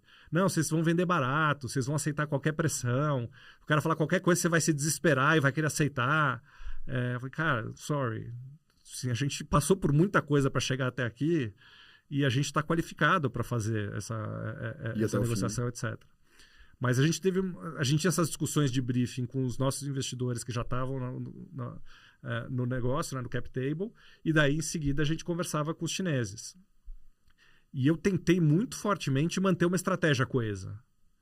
Porque, assim, para a gente, o Ariel e o Renato já tinham saído, já estavam tocando outro negócio. Paulo, encerra esse troço aí. Não vamos ficar brigando por 10% para cá, para lá, etc. Vamos fechar essa página e vamos tocar o barco. Aí tinha os investidores falando, você está vendendo barato, as crianças aí estão querendo passar de graça o negócio. E a gente tinha um range que a gente sabia que ia dar negócio. E aí os nossos investidores falaram assim, não, nada. Esquece isso. Não, isso aí não vale nada. Quero bem mais. Falei, cara, seguinte, eu acho que está totalmente errado aí o preço que vocês estão querendo voltar como contraproposta. Mas eu vou respeitar o que vocês estão falando, vamos tentar achar um meio termo aqui e eu vou levar. Mas eu já vou avisar vocês o que vai acontecer. A gente vai levar essa proposta e os caras vão sair da mesa. Eu estou avisando vocês. Não, você imagina, isso é tática. Se o cara fala sempre isso, é isso que vai acontecer. Aí não deu outra. Chegamos com o preço. Os caras olharam e falaram, você está completamente fora do nosso range, não tem nem conversa. Shutdown. Acabou a conversa. Desligou. O deal caiu. O deal caiu. Não falava mais, não respondia e-mail, nada. caras sumiram. Ghosting. Acabou. É uma situação esquisita, porque o cara ainda estava no nosso cap table, estava no nosso board, etc. Parou de falar com a gente. Ou seja, o plano A, que era uma captação multimilionária, já tinha caído, porque o Uber tinha recebido 10, não sei quantos bilhões de dólares lá numa rodada. E aí o plano B, que era vender, caiu também. Caiu também. E aí a gente estava colocando o aplicativo deles para rodar em várias cidades. Aí eu cheguei para a turma e falei, volta a colocar o nosso. Todas as cidades novas vamos lançar com o nosso e já vamos fazer um plano para todas as cidades estar rodando com o código deles para trocar. E aí eu virei para os caras e falei assim, porque a gente ficava numa situação, nossa, esse foi o contrato mais difícil que eu fiz na minha vida. Não tem dúvida nenhuma disso. Que era o contrato da gente usar a tecnologia deles, né? E aí os nossos investidores, a gente foi conversar com vários caras, falou assim, cara, esse contrato só passar num teste. Se um dia, imagina, a gente rodando uma operação no Brasil, milhões de corridas por dia, com código que a gente não controla, que é de fora. Aí você um dia para o código. Para quem que você vai ligar para resolver? E se o cara não atender o telefone? Isso que um investidor nosso falou assim, pensa nesse contrato aqui do código deles, o que acontece se o sistema parar e você liga e o cara não atende o telefone? O contrato tem que te proteger para isso. Eu falei, cara, não existe contrato que vai proteger para isso. Isso é um cataclisma nuclear. Então, era um nível de desconforto para a gente imenso. E a gente tinha combinado de vamos fazer o rollout do aplicativo deles numa outra cidade para testar e desenvolvendo, mas a gente fica com o resto. Só que os caras foram pressionando, não, vamos fazer a próxima cidade, vamos fazer outra. E de repente metade das corridas do Pop já estava no código deles. E aí nessa hora os caras sumiram, não falavam mais com a gente, etc. Aí eu mandei um e-mail para eles assim, legal, entendi que vocês não querem mais conversar e tal. A gente já está aqui botando em marcha um plano para tirar totalmente o código de vocês de todas as cidades, voltar 100% nosso e depois mais para frente a gente vê o que faz. E aí os caras, não, pera lá, não sei o quê, aí voltaram para a mesa. E aí a gente conseguiu, no fim, fazer um deal num range que funcionou, que ficou bom para a gente. Os investidores todos nossos tiveram um retorno excepcional. Foi o primeiro home run da Monax, que é um dos fundos mais emblemáticos aqui do Brasil, né? Então, o primeiro grande case de saída, clássico de VC, fizeram seed, aportaram follow-on na série A, série B, não sei o que e tal, venderam puta retorno pro fundo. Pô, todo mundo que entrou cedo teve stock option, saiu com uma grana legal, a gente também, founders, obviamente. Então, assim, foi no fim, a saída, você olha para trás e fala, cara, foi perfeito. Mas o meio foi todo imperfeito, né? Só foi perfeito quando você olha para trás. Mas até as situações, assim, depois de cada rodada, né, que você falou, a gente tinha, sei lá, uma semana de comemoração, mas depois a gente sabia que, assim, o dinheiro... Uma semana de comemoração é até muito, né, Lucas? Geralmente dura menos. Era um dia de festa, uma semana de êxtase, mas depois, cara, se ia voltar para o batente. E as nossas rodadas tiveram 18, 24 meses entre elas, a gente estava sempre se ferrando quando estava a outra, sempre atrasava a segunda rodada, a seguinte, né? Você estava sempre em fundraising, né? Porque se foi 18 meses, você nunca parou. Sempre quase fundraising. Então, assim, no final das contas, a venda pareceu incrivelmente bem feita, orquestrada, sabe? Mas teve, assim, ups and downs total também. A roller coaster foi ao extremo. E talvez só o último episódio para contar daí, que também é muito legal. No fim, quando a gente acertou o preço, acertou as condições, esse negócio todo, signing close no mesmo dia, você transfere, aí eu te entrego a chave e não sei o que e tal, beleza. Aí combinamos, isso era dezembro de 2017. Aí, essas coisas engraçadas, né, de startup que faz sede de fora, etc. Você tem tal dos signature pages, né, que circula, que eu acho uma doideira, né? Você assina um monte de página em branco, você assina só as páginas finais do contrato e não assina o contrato inteiro. Torcendo para o contrato estar de acordo com... que no Brasil você tem aquele esquema, você rubrica todas as páginas e tal, que é chato, mas tem uma razão de existir, né? Então lá os advogados circulam só, tipo, 10 páginas de assinatura, você assina aqueles troços todos... E aí o nosso advogado ficou com as assinaturas de todo mundo do nosso lado. Não passou para outra parte, mas ficou com tudo pronto, né? Então, assim, a gente chegou no Natal de 2017, a gente tinha vendido a 99, porque já estava assinado por todo mundo. Todos os acionistas da 99 tinham assinado. Estava tudo com o nosso advogado. Isso era 20 de dezembro. E a gente esperou que, tipo, o advogado do outro lado vai falar assim, beleza, as assinaturas estão aqui, tá fechado. Os caras não voltavam. Os caras sumiram de novo. Aí, pô, a gente foi passar o Natal. Um baita Natal, né? Falei, caramba, né? Claro, o Natal dos caras. Aí, pô, entre o Natal e Ano Novo, fala com os caras, tá? Os caras não respondiam, não atendiam o telefone, não respondia e-mail, o advogado não falava com o cara do outro lado, o cara dava uma E desculpa. nisso o dinheiro já era pra estar na conta não, desde o início. Não, já era pra estar tudo resolvido. E nisso, pô, a situação, empresa rodando, a gente não podia falar pra ninguém, porque, putz, se vazasse o dia caía de novo.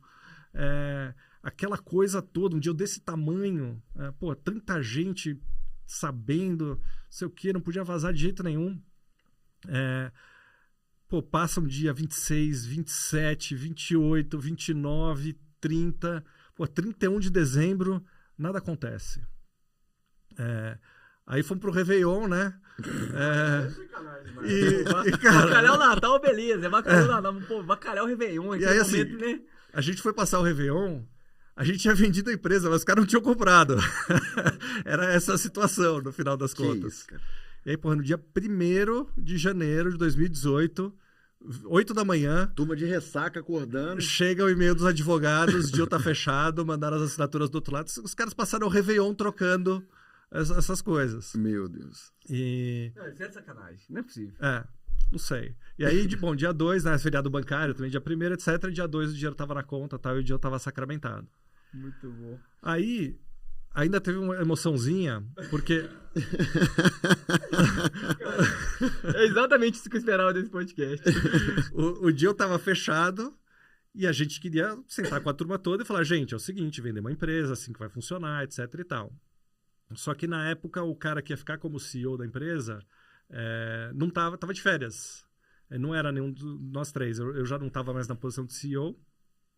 E aí pediram, não conta ainda, porque espera o cara voltar de férias, etc. Eu falei, gente, como não conta, né? Não existe não contar. Um negócio desse tamanho, tá fechado e tal, tem que chamar todo mundo e falar, né? E a gente sempre teve muita transparência na comunicação da 99 também, quando a gente fechava as rodadas, tal, chamava o time inteiro. Então, a gente gostava muito de comunicar coisas boas e coisas ruins, né? Não segurar. Cara, não dá para segurar um troço desse, né? Não dá para ir lá na empresa como se nada tivesse acontecendo. E nós caras, não, segura, etc. Cara, tudo bem, vocês que vão tocar a empresa daqui para frente, não sou eu, então vocês... Tá bom, vamos segurar. Mas aí, obviamente, o troço vazou, saiu uma notinha lá no Lauro Jardim, que a 99 tinha sido vendida. E, cara, foi horroroso, né? Porque a gente não falou nada para ninguém. Chegou nos funcionários. Chegou em todo mundo. Aí a galera chega, meu, que porra é essa, né? A empresa foi vendida, não sei o que. E tal. aí, eu vou ter trabalho amanhã? Aí o CEO voltou de férias e aí a gente fez um anúncio formal. Isso eu nem lembro que dia foi, mas foi aí na primeira semana de janeiro. Aí a gente contou para todo mundo e tal. E foi um misto de emoções, assim. Porque foi um fechamento de um ciclo que, teoricamente, se olhando de fora, um ciclo perfeito, tranquilo. Mas que não foi nada perfeito. Aqui não foi nada perfeito e nada tranquilo. E que, deu uma liga ali nas pessoas, né? Que é uma coisa assim, então... Foi um sentimento, assim, que o americano fala que é bittersweet, né? Foi doce e amargo, assim. Era muito legal ter essa realização da jornada, esse fechamento. Mas, dava uma tristeza, assim, de falar, cara, esse Dream Team vai desmanchar. Vai cada um para um canto, assim, né? Era quase como se, todos os seus filhos saíssem de casa no mesmo dia, assim. Então, foi duro, assim, de lidar, né? Então, tá todo mundo muito feliz pelo outcome, muito preocupado e comigo e eu, como é que vai acontecer, e muito triste de falar, cara, esse ciclo acabar quer dizer que o nosso time, do jeito que ele é, com a composição que ele tem, etc., acabou. E isso foi duro, né? E a gente tem uma relação boa até hoje. Até, mês passado eu tava fazendo um happy hour em casa, chamei a galera. Porque a gente forjou um vínculo muito forte, né? Passando por tudo isso junto, altos e baixos. E os baixos dão muito mais vínculo do que os altos, né? Fato. Isso vale para empresa, vale para família e vale para relacionamento amoroso. Fato. É isso aí. É um pouco aquilo que você falou quando a coisa... Se o caldo entornar e a pessoa já sai, aquela não vai ter vínculo, não vai ficar. Então, eu acho que a gente criou realmente um negócio especial ali.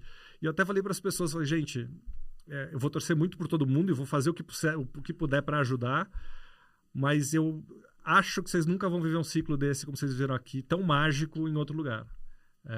Porque a gente realmente vive uma coisa que, cara, é única, assim. Na intensidade, no tamanho da história, da conquista, etc. Então foi muito legal. Mas então, até no finalzinho teve essa emoçãozinha, assim, com um vazamentinho lá no Lauro Jardim que bagunçou todo o nosso plano ali. Reta final aqui do podcast, vou deixar você preparar a sua pergunta final aí, enquanto eu faço a minha, mas antes de fazer a minha pergunta, vou dar de presente aqui o nosso livro pro Paulo.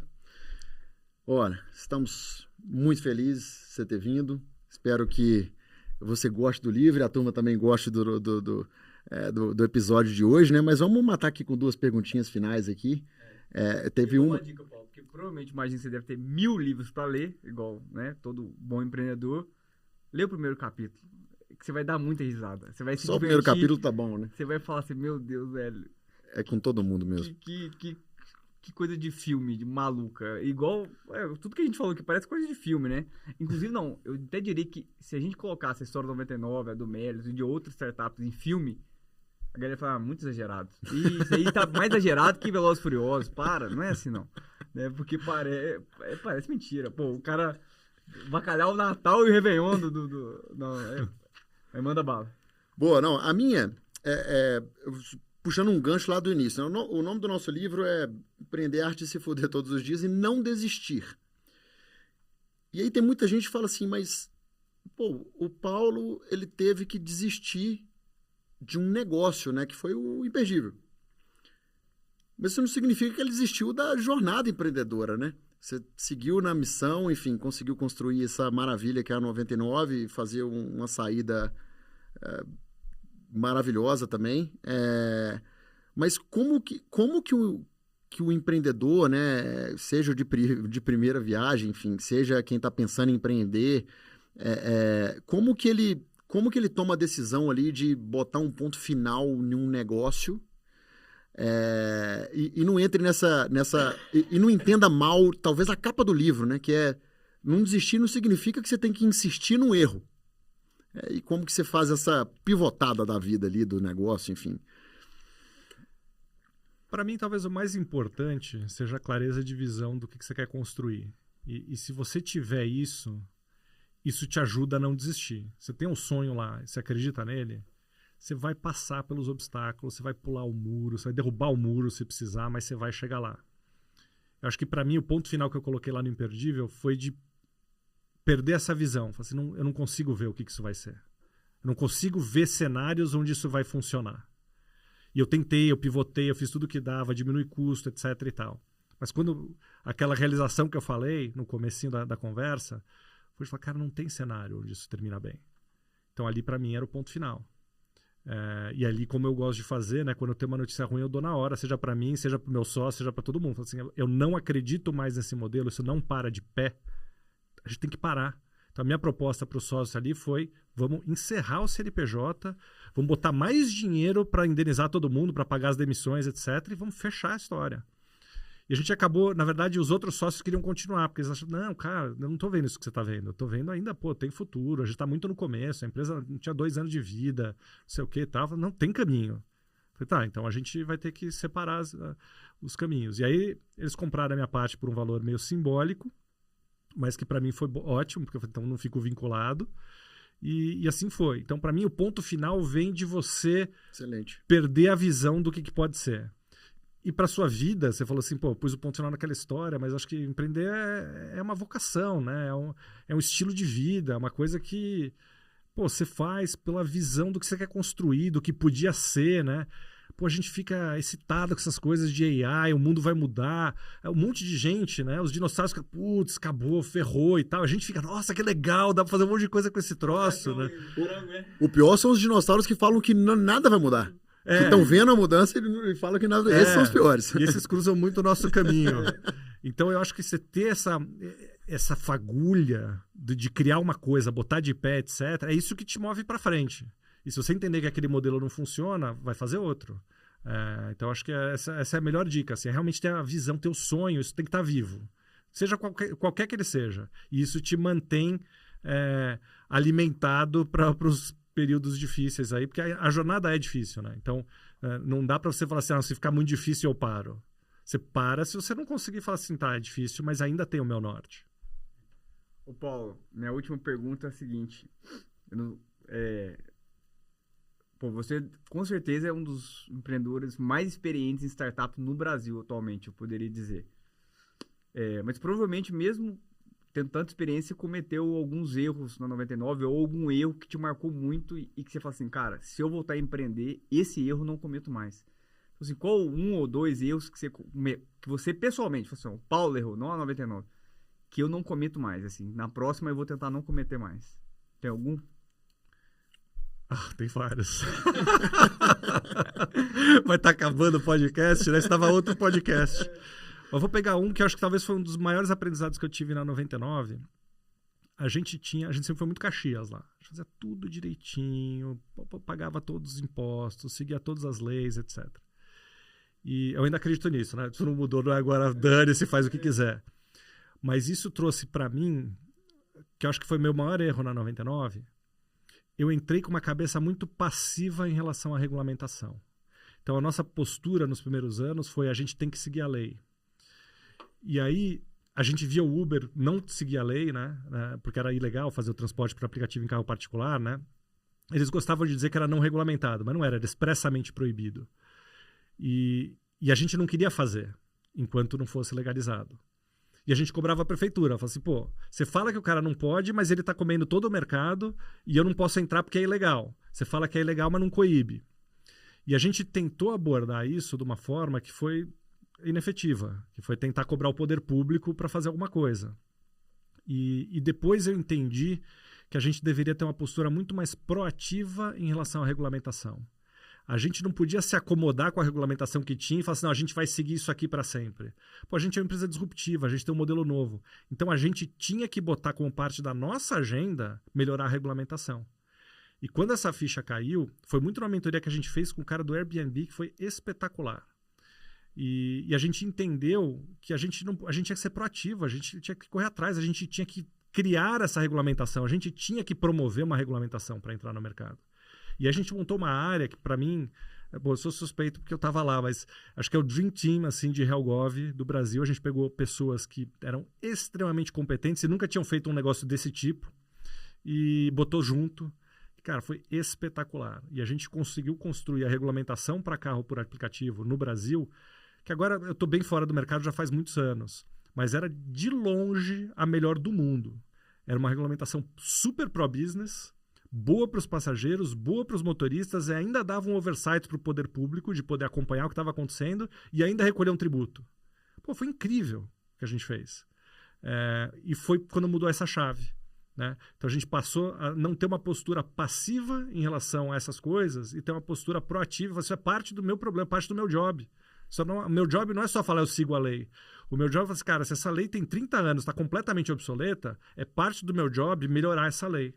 E eu achava que era impossível fazer isso no Brasil, mas a gente descobriu que dava para fazer sem sacanagem, né? Porque o cara que eu contratei, um pouco que você falou, contrata alguém que nunca fez isso e põe para liderar esse troço. A gente fez isso, a gente botou um advogado para fazer isso. Eu falei, Paulo, o que eu faço? Eu falei, cara, faz o seguinte, faz um benchmark aí, vai ver empresas que já fizeram bastante trabalho regulatório, etc e tal, e ver como é que elas fazem e volta para a gente conversar. Aí ele ficou 2 semanas, fez esse trabalho todo, tal, voltou, Paulo, temos um problema. Eu falei, qual que é o problema? Todas as referências que a gente encontrou que fazem essas coisas estão presas. E eu não quero ir pra cadeia. Aí eu falei, beleza, Matheus, é o seguinte, a gente vai achar outro jeito de fazer. Então vamos buscar outras referências. E a gente gostou muito do jeito que o Airbnb fazia. A gente achava muito ruim o jeito que o Uber fazia, que era um jeito truculento e tal. E a gente gostava muito do Airbnb, que era um jeito mais aberto, mais de conversa, mais de construção. E a gente fez desse jeito. E deu muito certo, muito certo. A gente construiu uma regulamentação incrível, que deu a segurança jurídica para a gente poder vender a empresa. Porque ninguém ia comprar a empresa, assim, pô, mas uma canetada acaba com o teu negócio. Né? Então a gente precisava ter um arcabouço jurídico que sustentasse o negócio. E eu não achava, esse foi meu grande erro, eu não achava que isso era parte da minha responsabilidade. Eu achava que isso era parte do sistema que não era meu. Então esse foi um imenso aprendizado que eu tive lá. E eu vejo muitas startups, eu dou muita mentoria, e eu falo, cara, se você tem questões regulatórias que são relevantes para você, começa a tratar agora. Você não precisa contratar um cara bambam, você não tem dinheiro, etc. Já põe um estagiário ali para começar a olhar isso, começar a se informar, começar a entender, etc. E você vai estar muito mais bem preparado para poder trabalhar essa questão quando ela virar uma coisa de vida ou morte, né? Então, acho que esse foi talvez o grande aprendizado. Para citar mais um, que eu não sei se foi um erro, mas isso eu aprendi até com nossos concorrentes da Easy Taxi, com o Dennis Wang, que era CEO lá por muito tempo. Pois, um dia eles levantaram uma rodada, depois logo em seguida levantaram outra. Eu falei, pô, Dennis, mas como assim, né? Você acabou de levantar uma rodada e tal. E eu via as rodadas de funding como coisas estáticas. Tipo, eu fiz uma rodada, legal. Então agora eu vou botar isso para girar, não sei o que, etc. Daqui a tanto tempo eu vou abrir outra rodada. Era assim que eu via. E eu vi que isso é totalmente errado. E no fundo, o jeito que hoje eu acho que é o melhor jeito é o seguinte... e que eu aprendi com a EasyTax, adorava aprender coisa com concorrente. Funding é uma jornada contínua. Você tem que ter um time olhando como é que você vai financiar o teu plano de negócio, o teu plano de crescimento. Não são eventos discretos. Eventos discretos eles vão acontecer na jornada, mas é um ato contínuo. Você está trabalhando para fazer um negócio, uma scale-up, ficar grande, etc. Tem que ter alguém olhando o tempo inteiro como é que vai financiar a construção desse sonho. Então, isso foi um aprendizado incrível para a gente, que a gente mais para o final já pegou isso também. Então, tinha que falar assim, pô, eu tenho esse plano aqui, esse plano vai precisar de tanto de dinheiro, vamos fazendo. E depois vai precisar de tanto. Assim, isso tem que ter um alinhamento, tem que ter um dono do plano de funding continuamente. Não só para falar com o investidor, mas para fazer esse desenho. Quanto custa o que a gente quer fazer e como é que eu vou estar trazendo isso?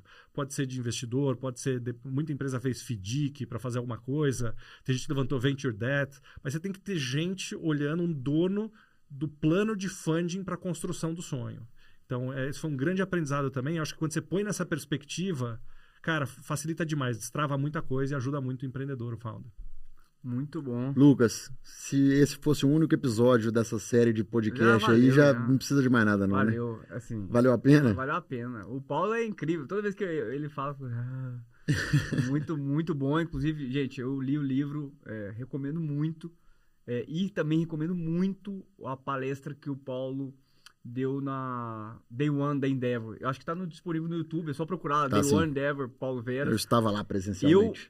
Eu assisti acho que quase todas. Para mim é a melhor, assim, porque você dá a real, você conta a história real, que é o objetivo desse podcast.